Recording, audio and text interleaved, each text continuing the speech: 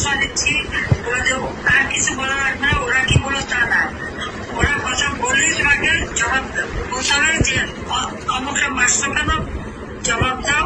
নির্বাহী সংসদের কাছে পৌঁছে দিব আপা, আপনি আবারও নির্দেশনাটা দেন আপা, আমি পৌঁছে দিব আপা।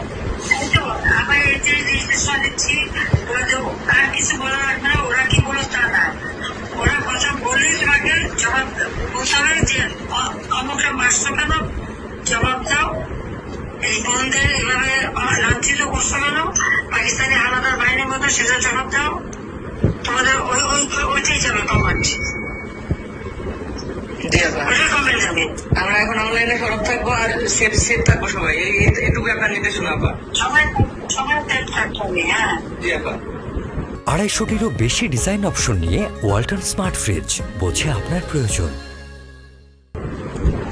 সবাই যে কজন কেন্দ্র করে যাদের নামের তালিকা বাংলাদেশের সবাইকে সেফ থাকতে হবে।